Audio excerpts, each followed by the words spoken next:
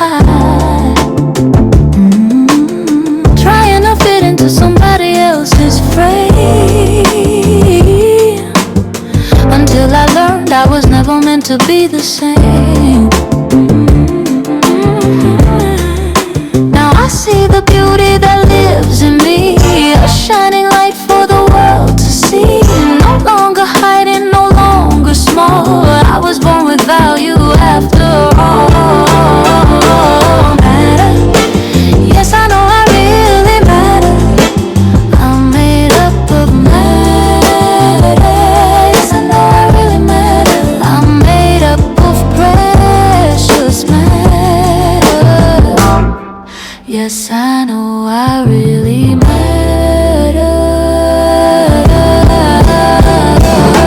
Grand Rising, Great Awareness. I'm Kineen Mafa. We began our journey here on Britannia and Melphamine, which is ironically very close to the area that I lived in after I was born, Chippewa. The school that has been remodeled is not too far from here. It used to be called Andrew Jackson. And the projects where my mom lived in, which have been gentrified and restored after Katrina, they're not too far down the street from here on the same street, Melphamine. This is the Britannia Inn. This was the Britannia Inn. So now it's called the Roadhouse. It was a bed and breakfast that I stayed in 1999. A lot of my girlfriends who used to come down from Alexandria, they found this bed and breakfast, and that was how I discovered it, staying here with some of my girlfriends who had found it. So a room was typically about $33 a night, $34 a night in 1999. But when like a holiday would come, like Halloween or anything special, they would double the price and it would be like $77. So that is what ultimately led to me having to move out of the place, because one night they just doubled the rent and I wasn't aware that they were gonna jack the rent up. And so I had to leave, and that was when I had to find another place to stay. And thankfully my mama Precious had took me in. My then mother, my first trans mother, because now my mother is Dee Dee Shambly. Shout out to Dee Dee Shambly, my mother, my trans mother. Um, and we ain't gonna never forget my biological mother, Julia Marie Jackson. But yes, this is the place that I decided to commit to doing survival sex work. I want to hold space for this Wendy's, because I stopped here many days to get my first meal of the day at around 5:30, 6 o'clock, before I headed into work at Papa Joe's, and this was 1999. So this was 27 years ago. Now we're not too far from the fabric shop that I used to go to. And I would go to this fabric shop. It was kind of fancy. I don't know if it's open because it's kind of early. We woke up at 4:30 today, and left the house at about 5:30 to start filming this, to make sure that we got good lighting. But I used to go to this fabric shop and get like outfits where I would get fabric that I could do a one seam stitch. Shout out to my grandmother, Miss Eula Mae Clark, for teaching me how to sew. Teaching me how to sew on hand, but I do a one seam stitch and make these cute little skimpy dresses. One of those dresses I got arrested in for the first time at 21. But yeah, let's go here. And here's the fabric shop. It's currently closed, but as you can see, there's lots of beautiful fabrics in the window. 1520 Promenade Fine Fabrics. I always love a good piece of fabric. As you can see that by my purple veil, which is a lovely piece of fabric that I got from New York.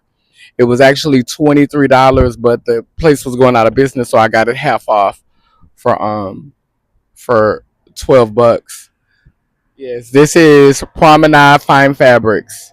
This was where I used to go in and um, get the material to make some of my dance outfits for when I started working at Papa Joe's. This is the streetcar approaching us right now that I used to catch down to the French Quarter every day. Oh, look at that, 463, the St. Charles streetcar. And I would actually catch that down to the quarter every day to go and make my coins. So yeah, I used to love getting on a streetcar, like this little trolley car. I grew up in the Mr. Rogers area, and there was a little trolley cart on Mr. Rogers, and I was living in this beautiful area. This is the Garden District, St. Charles area, so it was given very much. It's a beautiful day in the neighborhood, a beautiful day to go turn a date and swing around a pole. Could you be my date? Would you be my potential client? Would you be my Could you be my potential client?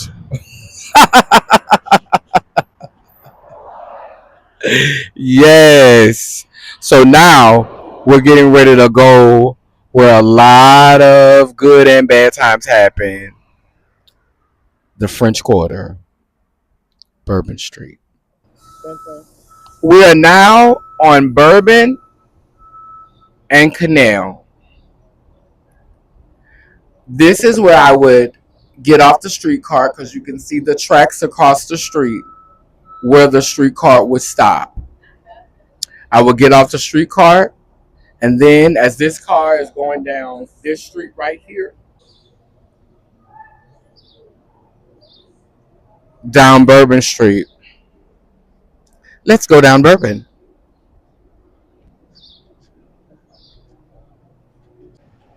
This is Galatoire's. It's a restaurant now, but it used to be a strip club, I think. Now, now Bourbon Street looks very different at night.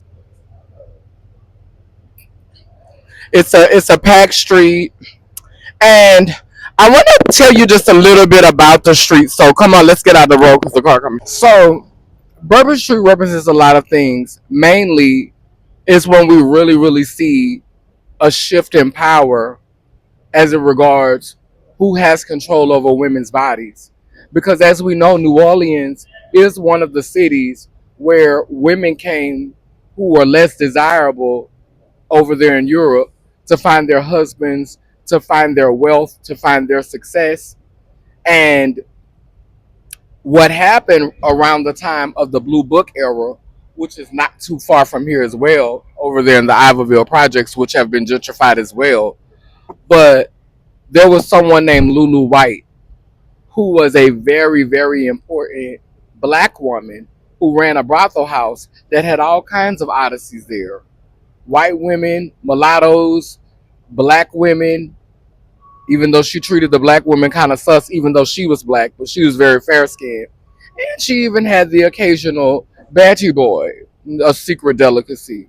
But because they were ostracized, just because we were shifting into a patriarchal culture, they had to be treated differently. So black women were treated weird. Mulattoes got a little bit more favor, and the gay thing was still very secretive during that period because we were shifting further into colonialism and patriarchy.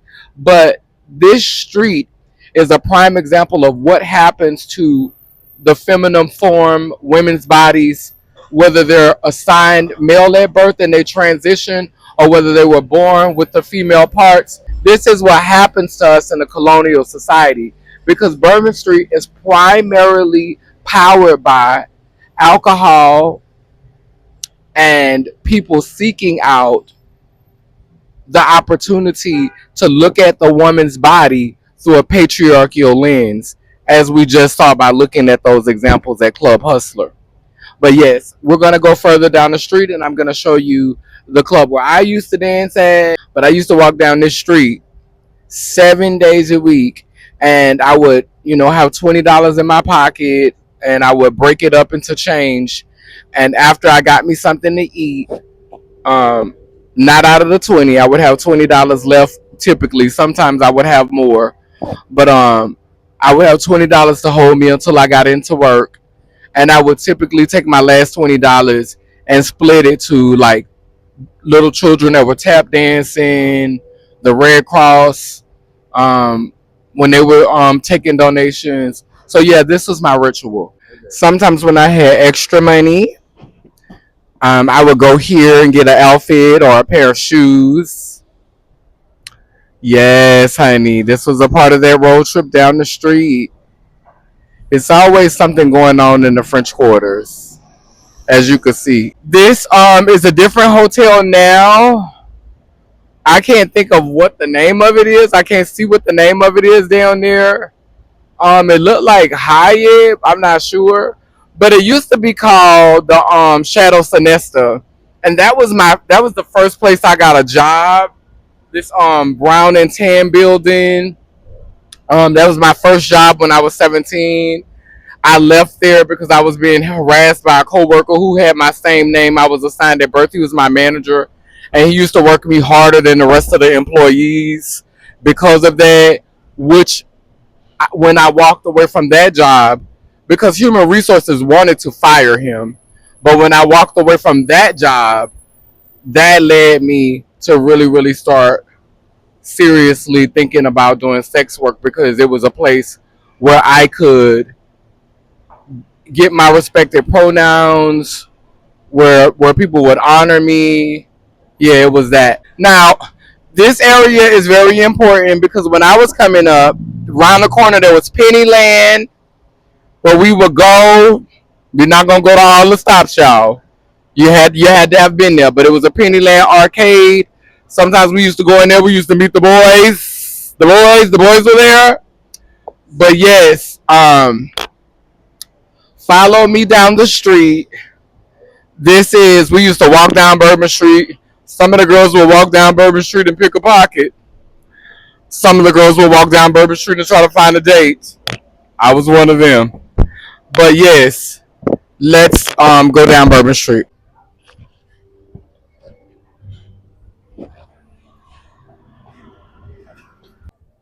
And I definitely sold a couple of bottles and got taken into here, honey. Yes, it was very convenient, not too far from the club. The adventures I could tell you I had up in there. So this was where Papa Joe's used to be, which is now called Larry Flint's Barely Legal. Next to it was a book club, a bookstore where the girls used to go and make their coins. They trying to erase me with all this hating. It was actually two clubs.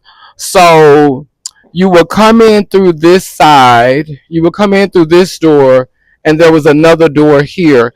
And the men would come in on the cisgender side, the side where the females were dancing, and they would go around to the other side, so they could have that exotic fun. But this is where I used to stand out front. There was some stairs, there was some little steps right here, and I would be inviting people in with a sign that said Papa Joe's World Famous Female Impersonators. And this was in 1999 when I got hired here. So let's go down to the next location where Papa Joe's was. It's not too far from here. But yes, this is where it was formerly located at. And we're going to continue our story just down the street. So down this street were two bars that we would go to after work, the Roundup and the Double Play. And further down was the Corner Pocket. A lot of action. Got arrested in the middle of this street a few times. and just seen a whole lot of things happen on this street. But we're almost to the next location, which is where they moved Papa Joe's to right before Papa Joe's closed down. So this is where they moved Papa Joe's to. We used to stand right here. The door was right here. You could access this. There was a dancing area back there. And the club was in here. And this was the place where a lot of things went down. I could tell you a story about what happened when the Iraq War broke out. Let's just say it involved a lot of transies and a lot of soldiers. I'll leave it at that. But this used to say Papa Joe's female impersonators. And they would come from all around the world to see us. What you talking about? Let me tell ya. This is Dolphin and St. Anne. This is where we stood at to get our dates. And a lot of times we would be beating this track. This was actually how I made money before I started working at Papa Joe's, walking up and down this street. And then I started working out of the bars after I met my mother, my then mother, Precious, um, who would be my mother, in navigating all of this. So it takes a village, really. But yeah, so we would walk up and down this street, and this is how we would get our dates. And we got arrested a lot of times. Like, I got arrested so many times where those men are standing. I can remember one time my daughter got us arrested, her soul, and my mother, Tiffany Fox, Ashley Muff, and Tiffany Fox. But my daughter was getting arrested over here, and I didn't want her to go to jail by herself, so I walked across the street and went to jail with her. Right here in front of this club, me and my niece wanted to go to jail on purpose to see our boyfriends, and so we took hormone shots across the street where me and my daughter got arrested at, and we staged a fight right here, and we fought until the police took us to jail right in front of this building. So yeah, it's a lot of rich heritage and culture here. Yeah, from where we were then consciously. Amen, woman. But yeah, not too far up the street is the Covenant House where I first stayed when I came here. We're gonna bring you to a place where I experienced some of my lowest moments in sex work and addiction, as a black trans person having to navigate this life, this existence, some of the most challenging times of my life, but also the times that I will reflect upon that helped to make me who I am. And so I'm not ashamed of them. Thank you. I'm adding some things in. I really wasn't intending on making this long, but a lot of this is just bringing back memories for me. And I'm happy that it's not dysregulating my nervous system. I'm definitely in a good space of healing now. Shout out to Aurora Monroe, who is my intuitive counselor. Um, has been helping me do some amazing work to alchemize my reality. Since my cousin Natasha transitioned this realm, around this time last year. But here we are at Armstrong Park. In there, those little metal benches. I remember before, well, not before I left, before I went to the Covenant House. This was probably after I went to the Covenant House, to be accurate about the timeline. So this was in the late 90s. I want to say 98, 97, maybe even 96, but somewhere between 96, 97. I slept in this park because I didn't have anywhere to go. And so this park was and probably still is a sanctuary to queer people.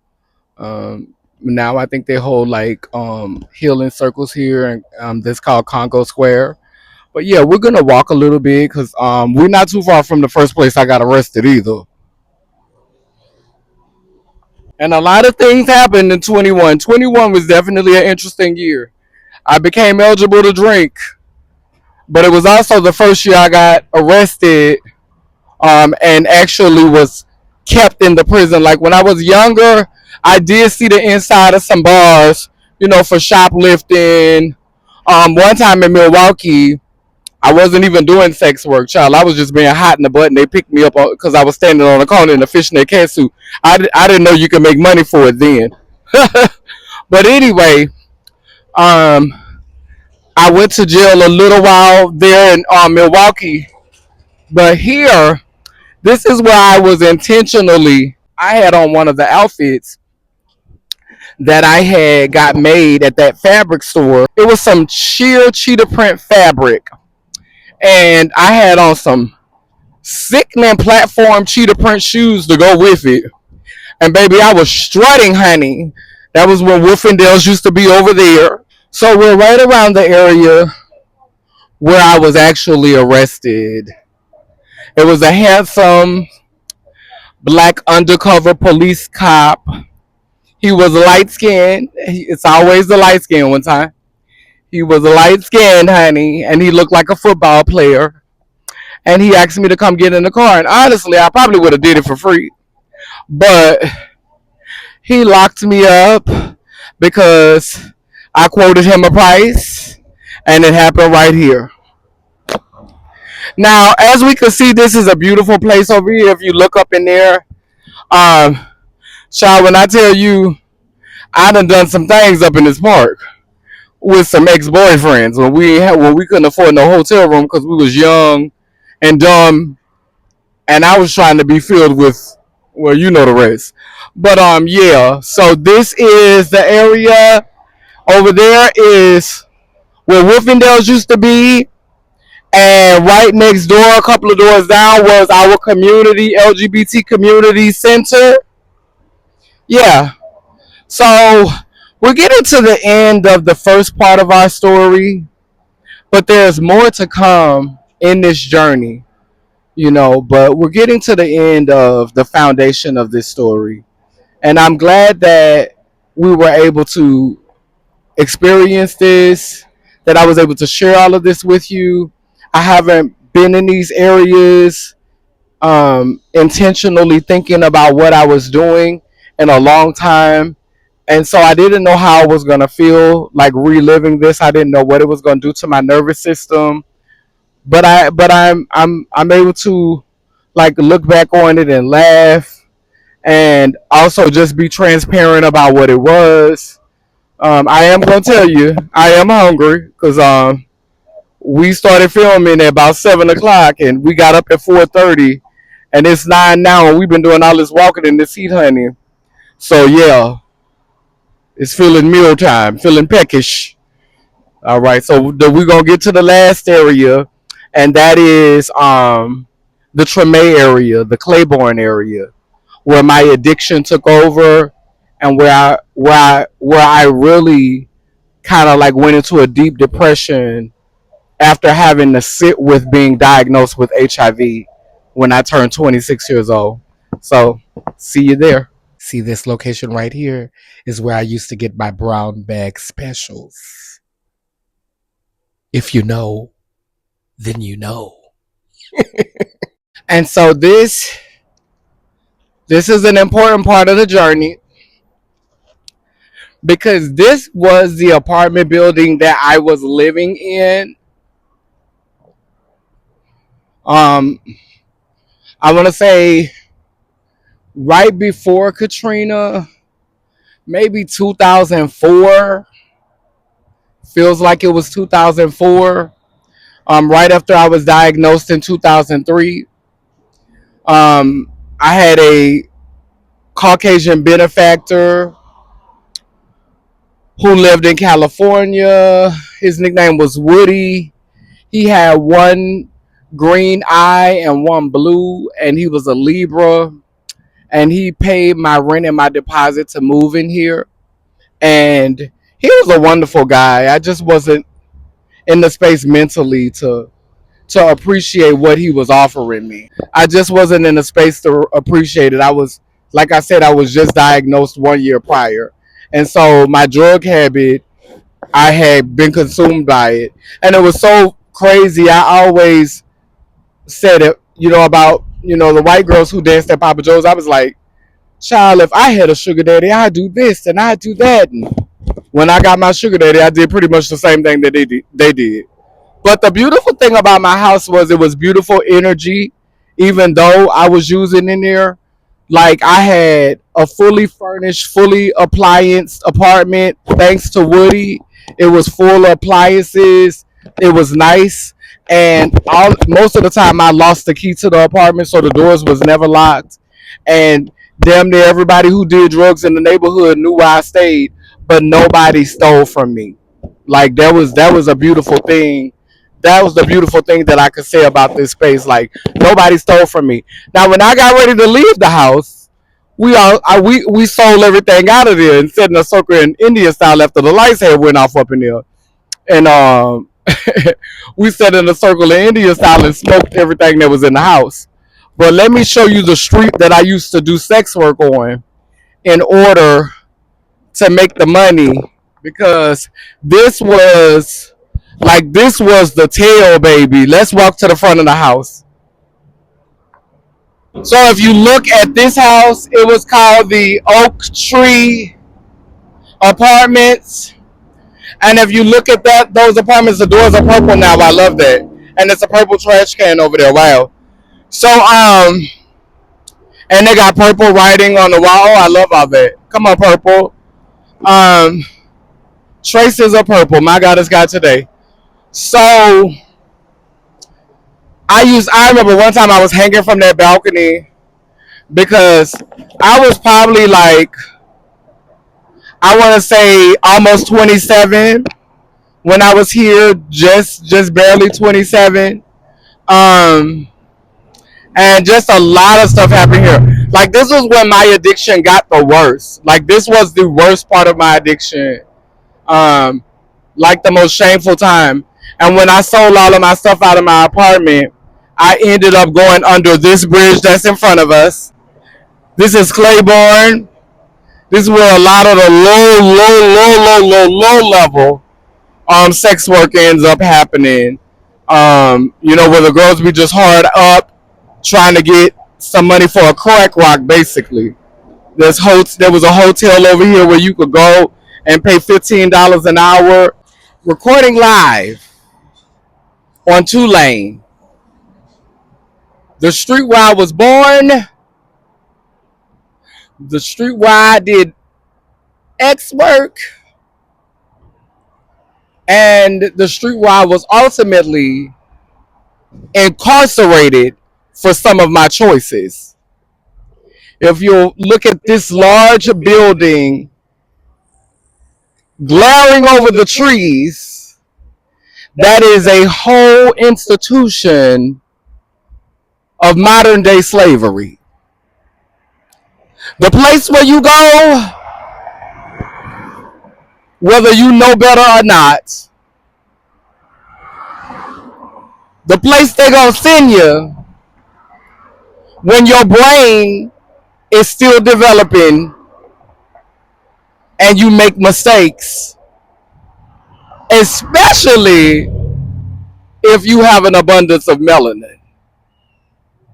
And so I went into that place maybe 20 times between my 20s and 30s. Sometimes I went there because I was trying to survive in a world that told me I was an abomination. And so I was in spaces where I was trying to hustle to get what I needed to survive. And other times I ended up there simply for being trans in an area that was known for certain things. And what you have to understand is 25 years ago, 26 years ago, we didn't have nonprofits that held space for us. We didn't have visibility. And so the place where we met up, if it wasn't a gay club, because we were trying to establish our individuality outside of the gay area. And so when we met up in places, a lot of times the men would follow. Just like when you go to a cis heterosexual club, you let the women in free and the men come. Well, it was the same thing that was true with the trans women.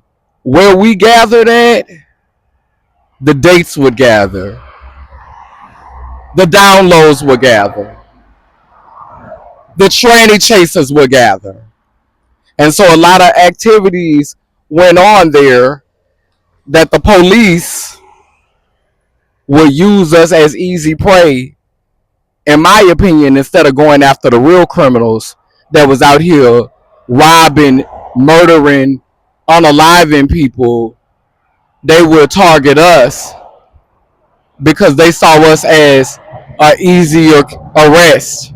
And sometimes they was trying to make their quota, get their bonus, get their Christmas bonus. This street right here, this is the street that I was born on, the street that I had to survive on at times, fresh out the jail. And this is the street that I was also incarcerated on. Right back there in OPP Parish Prison. And ironically, if we go over here to this part right here, a lot of black people live in these apartment buildings right near the jail. And these used to be hotels. A lot of it was hotels. And we would make our money on the same street the jail was. By design, I tell you. So they put us close to the jails so they ain't got to drive far to get us. The irony, right? So yeah, this is Tulane. Okay, so now we will continue our story in another part of town. So we are currently getting ready to walk up on the house, the first house that I actually lived in on my own, which is behind me on the corner. I don't really want to walk up on the house because they chiefing on the porch, getting they smoke in early this morning on that porch. So I don't want to like disturb them or you know interrupt. But yeah, this is the neighborhood and it's lively as you could see even this early. Right across the street over there is the rental house where I went to go and get my residence here. I paid about $125 a week to live here. I don't know what they charging now, but I paid about $125 a week, and they made some basic renovations, I'm sure, but it hasn't really changed much. If I won't keep it a bean, yeah, but it is the one with the staircase behind me, the gray staircase. Look at that! I was a gray one before I was a purple one. So this is the first apartment or the first rooming house that I lived in on South Jeff Davis. Now, I had to come and stay at this rooming house because the girls really didn't have the space for me. You know, the girls really wasn't holding space for me because I didn't go to high school here. I didn't go to junior high here. I didn't go to middle school here. I was born here, went to kindergarten here, but that's pretty much where my journey ends here. And so I was staying at this rooming house after staying with my first trans mother, Precious Fox, Tiffany Fox,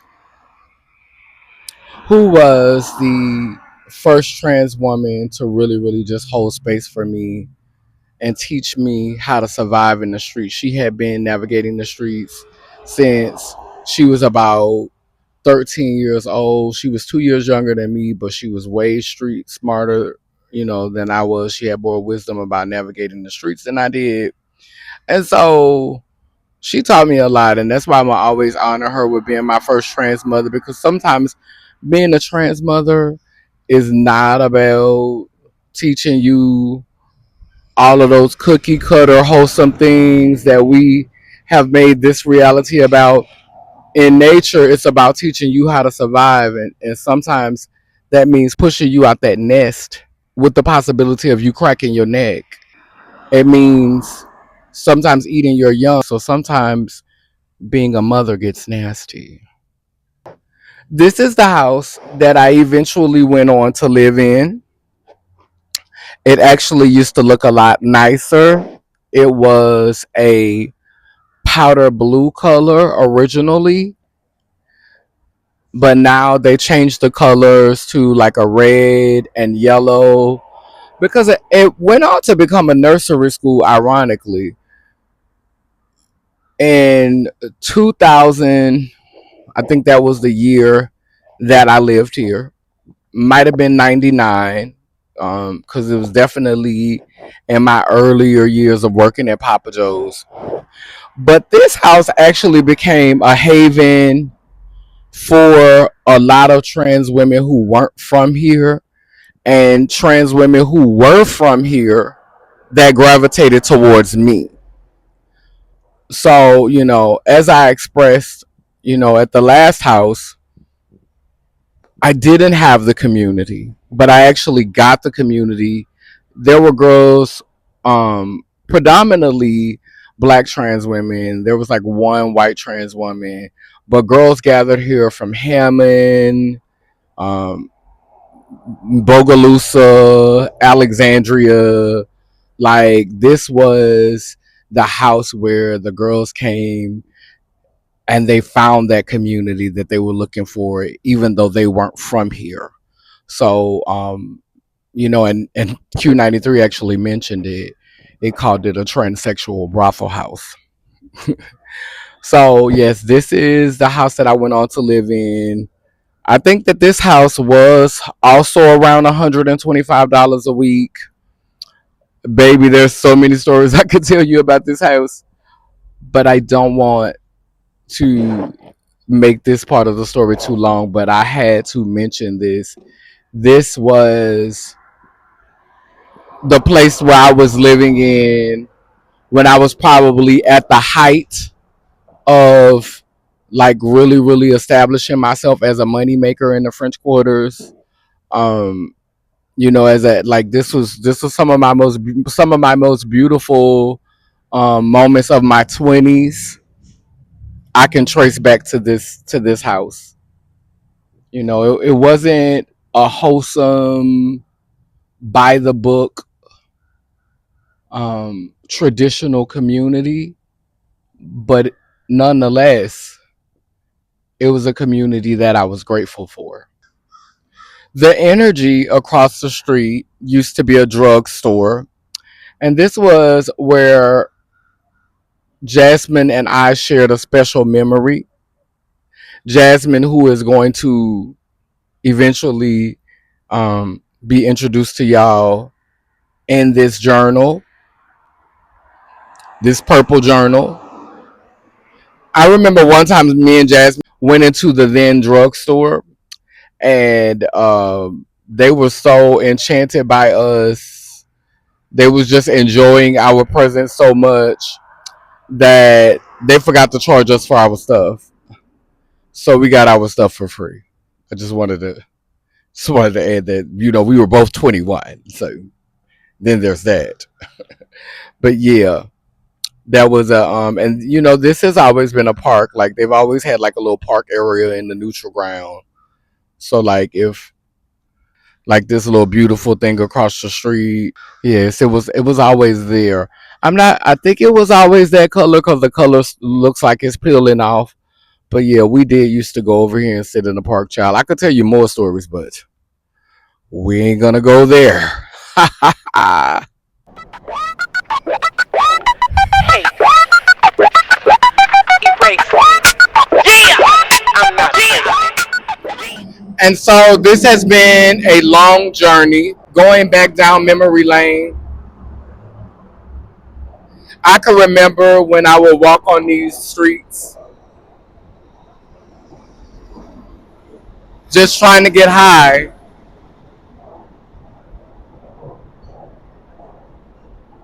trying to escape my reality, feeling ashamed because of my diagnosis, and just allowing other people to use and mistreat me because honestly, I didn't have any respect for myself. And it's interesting that such a beautiful place with columns that depict, some of our most regal ancestors and their contributions to this reality, pharaohs and practitioners and goddesses. In the midst of all this space was holding so much pain, and that's typically what you find in Black communities no matter where you go, from here to South Africa, because I've been there too. I lived there for 9 months. But this space, this moment, this time prepared me for who I was destined to become. Standing before you, scarred, hurt, but not completely broken. I left here after Katrina. I went to seminary school for 2 semesters. I joined a huge affirming church that went on to have one of the first Black trans ministries. I was anointed on 2 different occasions by Bishop Yvette Flunders. And I returned to this city, New Orleans, Louisiana, and I was the first identified Black trans woman to stand on the steps of City Hall and fight for the rights of Black trans people. I was the first Black trans woman to openly work for the state in the Office of Public Health at the Benson Towers. I was the first Black trans woman, and it's important because we got to use labels, because I'm not the first ever. I'm just the first that we call Black trans woman. Because let's be clear, we've been here, Francis Thompson. We've been here, Lucille Hicks. We've been here, Marsha P. Johnson. We've been here, okay? We've been here. But I was the first to be called a Black trans woman and acknowledged in those capacities. I was the first Black trans woman to preach a sermon in an actual church for a Transgender Remembrance Day back in 2010. And so our struggle, our pain, the things that we went through, they do not determine who and what we will become. They shape us and mold us into who we're destined to be. And so today, I am the elder of Laylim Laylur, a spiritual practice that celebrates wholeness, purple thought. I'm one of the elder devotees. And during this process, you will meet another purple devotee. Her name is Anadia Spirit. Anadia found me on the internet, which is where I developed my voice, because I had so many things to say that I didn't feel safe saying as a Black trans woman in certain spaces. And so I found a platform on YouTube in 2009, which is around the time that I returned back to New Orleans after Katrina. But last year, I met a beautiful spirit, a Nadia spirit, on the internet, who was actually living unhoused in Houston, Texas. Now, what makes her so special, what makes them so special, because her pronouns are she and they, is that so many of us have to do survival sex work when we're in situations like that. So many of us become addicted to drugs when we're in situations like that.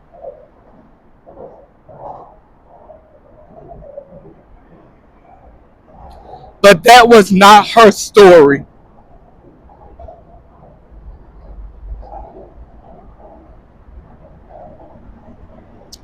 And meeting her was the missing pieces to this practice and the evolution of this work.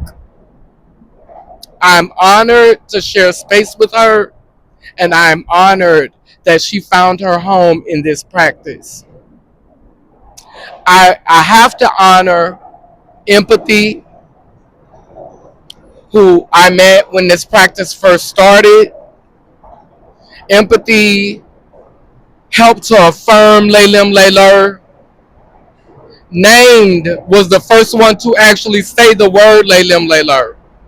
And so though we are in two different spaces right now, our seasons are not in alignment right now. I love her and I honor her for everything that she has given to Laylim Layler, Purple Thought, to get us to this point. In the next part of this story, you will see one of my longtime friends, Jasmine White, one of my longtime sisters, 30 years. We've had ups and downs, ins and outs, but we're still here. We went from swinging around the pole to taking pictures with the sitting mayor. Now we have proclamated days in this city because of the work of Black trans women. We had a lot of respect, and it seems like they're trying to take it all back. But it still doesn't erase what we've done. And so as we continue on with telling this story, it's time for you now to meet the prodigy, Purple Prodigy. Juke joint music, I am Kineen Mafa. This piece is titled Reflections of a Former Sex Worker. Yeah, that's right, I'm a former sex worker. But by day I flipped patties and smeared mayo on toasted buns and dropped fries. My nights weren't that different. Don't you look so surprised? At noon I was bagging kids' meals, a side, a drink, and a toy that came free. But at night there was also toys, drinks, and a side of me that often ended in sorry. I've been the snack and I've served snacks, but it wasn't my dinner menu that was the cause of diabetes and heart attacks. Yet for that, I was never arrested. Under the law, the 99-cent menu is protected. But sex work in a time not so long ago, you could get 20 years. The charge was crime against nature, and it was enough to bring grown folks to tears. Why was the justice system being so hard on sex workers who engaged in oral and anal sex?